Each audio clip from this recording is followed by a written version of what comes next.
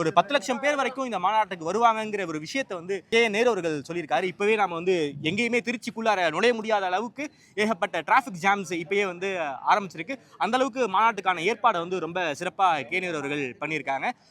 இன்னும் 2026 எலெக்ஷன், ஏன்னா 21ல வந்து அந்த மகளிர் உரிமை தொகை விஷயத்தை வந்து மாநாட்டை தான் வந்து சிஎம் அவர்கள் வந்து சொல்லியிருந்தாரு. அதே போல இந்த எலெக்ஷனுக்கான ஏதாவது வாக்குறுதியை இந்த மாநாட்டில் சொல்லுவாரு அப்படின்னு நாம நினைக்கிறோம். அது என்ன இருக்குங்கிறது இன்னைக்கு மாலை நமக்கு தெரிஞ்சிடும். வரக்கூடிய அப்டேட்ஸ் பத்தி ரொம்ப விரிவா பேசலாம். நன்றி.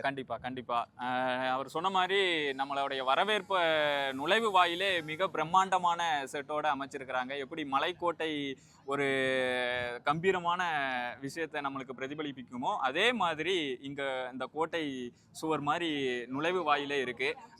கலைஞர் கருணாநிதி, அண்ணா, பெரியார், மு.க. ஸ்டாலின், உதயநிதி ஸ்டாலின் போன்ற கட் அவுட்டுகள்லாம் வச்சு நம்மளை வரவேற்றிருக்கிறாங்க. அந்த அளவுக்கான பிரம்மாண்ட ஏற்பாடு இருக்கு. முதல்வர் ஸ்டாலின் இன்று கரெக்டா மாலை 3:30 மணிக்கெல்லாம் இங்க திடலுக்கு வாராரு. வந்துட்டு நம்மளுக்கு இங்க 100 அடி உயரம் உள்ள கொடி கம்பத்துல கட்சி கொடி ஏத்துறாங்க. அதை தொடர்ந்து இந்த மாநாடானது தொடங்குது அப்படிங்கிறத தகவல் கிடைச்சிருக்கு. தொடர்ந்து ஆதன்ல நம்ம கள நிலவரத்தை பதிவு செய்வோம். நன்றி, வணக்கம்.